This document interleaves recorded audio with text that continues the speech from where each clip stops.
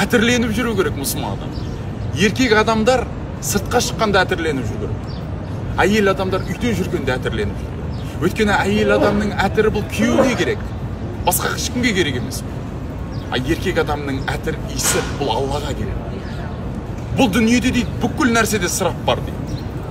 Бүкіл нәрседе растовчительство дейді.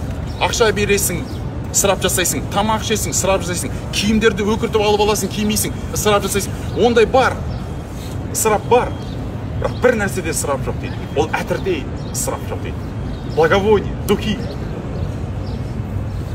Одан кейін духидің ең қымбатын алуға рұқсат береді шариғат. Ең қымбаттарын 200 мыңдық, 300 мыңдық, миллиондық әтірлер алсаң да рұқсат береді шариғат.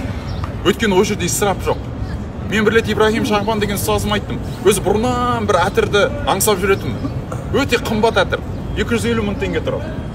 Содан кейін өзі бір Рамазан айынан кейін бір Алла тағаланың қалауымен бір ақша жиналып қалды да. Бір 500-600 мыңдай ақшам жиналып қалды. Ол кезде студентпін. Студентке не керек? Көп ақша. Бірақ ана әтір бұрыннан ойымда жүретін. Әрбір адамның өзінің бір арманы болды ғой. Сол әтірді алсам деп жүретін. Ибрахим Шахбан ұстазға барып айттым, енді пәтуа керек та. Ұстаз дедім, осындай бір 250 мың теңгеге әтір тұр дедім да. Соны алып жіберсем, күнәһар болып қалмайын ба, ысырап болып қалмайын ба деді. Есіңде болсын деді. Алла тағала әдемілікті жақсы көреді. Және де Алла тағала өзінің берген ризық несібесін адамның бойында көргенін жақсы көреді деді. Және де есіңде болсын, пайғамбар алейхиссалату вассалам айтқан деді. Мен деген бұл өмірде екі нәрсені жақсы көрдім. Біреуі әтірді, екіншісі өзімнің әйелдерімді жақсы көрдім.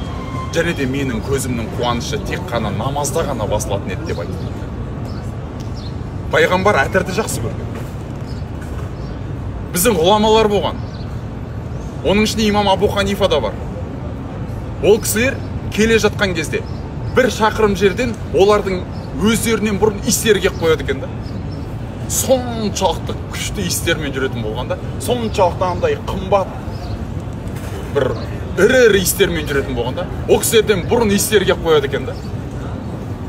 Сол әтірді барып киіммен алдым. Алхамдулилlah. Сол бұл мұсылманның таза жүруі, көркем жүруінің тағы да бір көрінісі бұл әтірлі болу.